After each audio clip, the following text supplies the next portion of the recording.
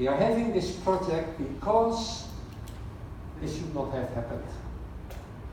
If our politicians and let's say everybody is looking more in a proactive instead of a reactive approach, this would never happen. And of course, the best country you would like to live in is a country where you don't have a Ministry of Disaster Management.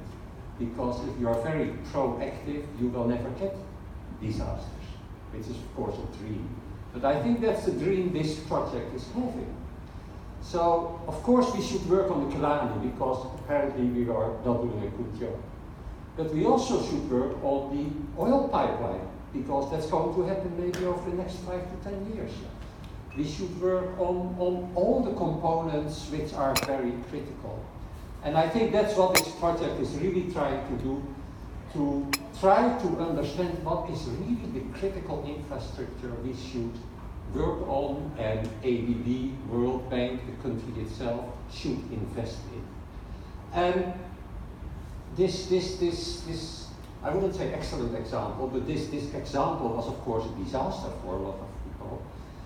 And there are discussions, how much climate was the reason for this, how much not. So I looked at this very, very strong rapid post-disaster document, and I really would like to say that I was impressed how much was done in, I think, only a couple of months after the disaster. So I looked at the report, and what I did, I just looked at how many times the word, what is here, pointer? Yeah.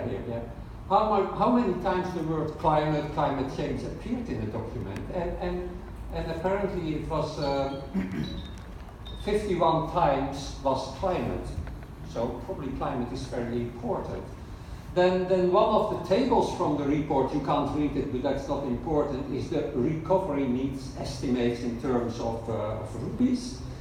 And there was a component, two components on climate change. So I thought that's very important, because everybody realizes climate is very important. But then if you look at the total resources compared to how much is needed in terms of this recovery needs, then only 0.05% of the projected expenditures are on climate change. So the interesting thing is, we are all saying probably climate change was very important, and then at the end we are saying we are spending only a very, very tiny amount on climate components. I realize there's much more behind it, but this shows exactly why we need this project, critical infrastructure, and how much do we have to invest to make sure that it's also climate resilient, that if there is a project which is going to be implemented today, that it's still there after 50 years. So that's a small introduction on why I think we are doing this project, and especially the importance of the water sector in this project. And I don't want to go through all the terminologies again, because it was already mentioned by a couple of people. But I think what's very important is to realize that we are working on 3 phases of this project. And the project here in Sri Lanka just started, so we are mainly focusing during our presentations on identifying critical infrastructure and how to do it. And during the next phases we are going to vulnerability of climate change, and especially the most important one, what can we do in terms of adaptation strategies. I will just skip this one. Just this one is an important one, which also was covered by Ms. Xian Fu, that ADB is doing, of course, a lot of investments here. And ADB really wants to make sure that all the investments are climate resilient. And there's always a big question, how much percentage of your total investments are going to adaptation? Is it 1%, 2%, 5%, 20%? And there is not a general figure, but there are some overall figures that if you are doing new infrastructure, in some cases you need 5% for climate adaptation if you build them, sometimes 10%, sometimes 1%, but definitely climate change infrastructure, climate change resilient infrastructure is going to cost a little bit more. This is a kind of similar graph, but also the World Bank is doing a lot of investment, and also the World Bank is really demanding for every investment which is going to be done today, there has to be a climate risk assessment. And the outcome can be that there is no climate risk, so there's no need for investment. But the outcome can also be that climate is very sensitive, so really you have to spend money on that. So again, just to remind you that we are working here on these three sectors, the water, the transportation and the energy sector. And important is this parameter for identification and threshold values. And I really would like to give a demonstration on how we are going to approach those threshold values in this particular project, to make sure that we are doing all our investments on the most critical infrastructure. Now the transportation sector and the energy sector, they have all their subcomponents, but also in the water sector there are so many subcomponents, which makes it a little bit more complex, because if we are talking about the water sector, of course most people will think about dams and reservoirs, which we call the supply. But of course also the distribution network, so the pipelines for drinking water supply, but also the canals for irrigation, for the hydropower. That's another critical component of the water sector. Sanitation is of course very critical here in Sri Lanka, with piped water supply for about 50% of the population. So we really want to increase that 50%. Wastewater management is not very well developed in Sri Lanka, but it's of course very critical. You mentioned water quality issues, etc. So that's also part of the water infrastructure. And of course the flood protection, you know. And interesting is of course those river dikes, but it can be also other solutions, what you mentioned, you know, to overcome flooding.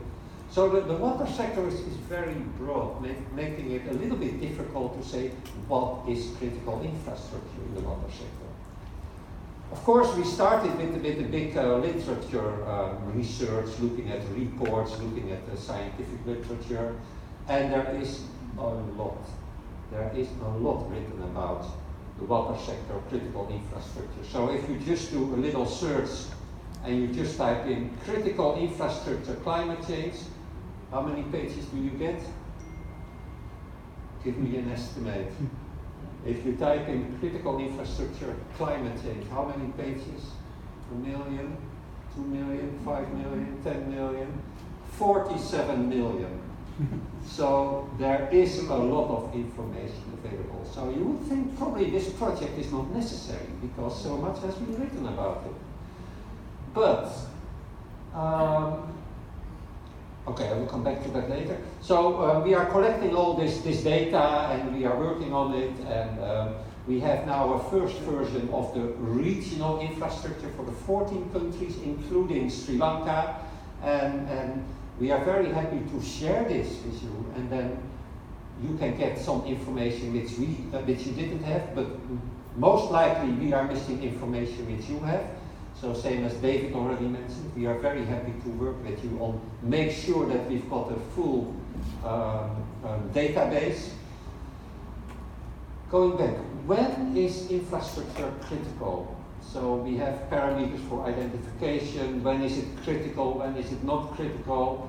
There are some parameters for identification like the sizes, replacement costs, the people that are served, some others, etc.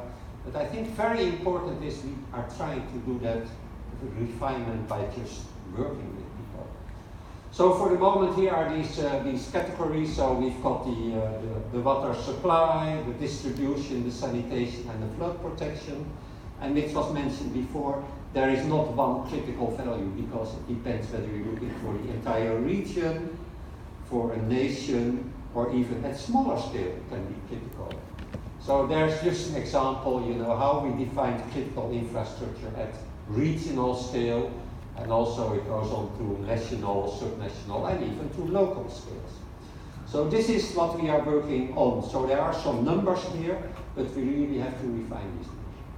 Going back to this 47 million pages.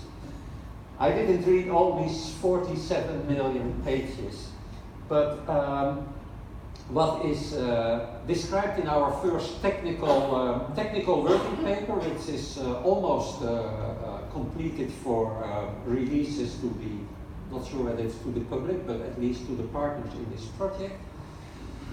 And from the 47 million Google pages, it was very clear that also this is important what people, scientists are writing about critical infrastructure and threshold values. And they say indicators and threshold values suffer the problem of being developed top-down, which is not very good. So without accounting for locally variable conditions and institutions. So that's what people found, you know. Then there are consultants like myself, I'm sorry for that, who are saying this is the critical value. No, that's wrong. You really have to account for local variable conditions and etc. And also another researcher, he said, you know, it's very, very hard to determine that threshold. So you can spend months of working on trying to get that threshold. But it's much better, you know. It's practical to have an imprecise but fit all types and for a quick scan and first assessment. So it's very difficult. And I will come back to that when I give the demonstration or how we are going to approach that for Sri Lanka. And of course, a very obvious one, you know, make sure that involving stakeholders is very important. And rather than sticking to fixed indicators and threshold values, it's just learning by doing. I want to give you one example for Sri Lanka, how we are trying to go to approach it, but of course together with you. And I just want to focus on one component of the water sector, and that's the dams and the reservoirs. So how to identify critical infrastructure. So we started with a big database of the 14 countries, and here are some numbers of the major reservoirs, so not all the reservoirs. And in Sri Lanka we identified 140 quite big reservoirs. I realized the number of smaller ones, the tanks, is in the thousands, but we are focusing of course on the main infrastructure. So here is just a map of our critical infrastructure in terms of dams. And if we look at Sri Lanka, if for example we say only the biggest reservoirs are the most critical one, that's of course a threshold value, an indicator you can use. And then of course the problem is, when do you call it critical, you know? If the capacity is more than 700 million, do we call it critical? Do we call it critical if capacity is more than 200? We don't know exactly. Okay, so size is one threshold, one indicator we can use. So here again the size, but there are more. For example, rebuilding cost, you know. If it's very expensive, then probably it's more critical than you just can rebuild it if it will be destroyed. Interdependency, which was discussed before by Jeremy, you know, is there a replacement maybe next to each other? So then if one will fail, maybe you've got a replacement. Another factor is of course very relevant. How many people are served by this reservoir? That's also of course a very important indicator. But I think probably one of the most important one is talking to experts. So really the local component. You can try to do everything by numbers, but I'm sure, you know, if I ask around here, everybody knows which is a very critical reservoir here. So for sure, we want to include that information, you know. You can't put everything in numbers. And then of course you can do a kind of scoring, you know, you take all these individual indicators and then you're coming up to a kind of scoring which is the most critical dam reservoir in the country. And then based on a really very initial analysis which has to be refined, we came more or less to 3 reservoirs which are, let's say, very high on the critical, and of course maybe we should determine 10 or 5, or you know, we have to discuss that. But the interesting thing is, if you're doing the approach we just mentioned, it's not only that you get just the most critical one, but you can you can introduce those kind of graphs which are saying for example, for the Victoria Falls dam. The size is very critical. The cost for rebuilding is very high because it's a very high dam. The number of people are served is very high. There's not so much interdependency, and the others, for example, expert knowledge, maybe people said it's critical but not the most typical one. And if you go for another reservoir, maybe the size is not the biggest critical one, but there are other components. So I realize it's not easy, you know, and we are also struggling that we prefer to come up with a very fixed list, you know, this is number one, most critical, this is number two, but we all realize that's not possible, so we really need this collaboration with you and also for the other countries. Now I think time is running out a little bit, but that was the first component, what is critical infrastructure. Second component is, of course, we put on top the climate change, and we have already some discussions on that, and most of the climate change assessment are showing that it will be, I will show this one, that it will be a little bit wetter in the future, which is on the one hand positive in terms of available water resources. At the same time, temperatures are going up, so there will be more water demand. But overall, for some areas in Sri Lanka, it's not that negative, but for the dry areas, we might have problems. So that will be assessments we are doing. Then, of course, the most important step is adaptation measures. You know, what can you do to make sure that your critical infrastructure is becoming resilient to climate change? And if you build new one, what do you have to include? Now, there are quite a lot of books, reports, scientific literature which is saying adaptation measures. But a little bit of drawback, many of them are not very specific, you know. They don't have real specific measures where you can go and say, oh yeah, so for this problem there are 5 or 10 potential adaptation measures, and I might consider those 2 or 3. And I'm very happy that ADB is also working on another project, and David and myself as well are also working on that, trying to have real guidelines with adaptation measures. So very practical, where you can go, and this is just one example where you can go into this database and say, okay, my problem is in water resources, and my other problem is that I expect higher rainfall intensities. What will be the climate impact, and what kind of adaptation measures will be there? And hopefully somewhere at the end of this year there will be those databases which really can be used as a kind of inspiration in terms of what kind of adaptation strategies are possible or can be considered. And I think with this I would like to stop, and I really hope that we can have some additional discussions. So maybe... Thank you very much, Peter. I think given the time, we're going to go straight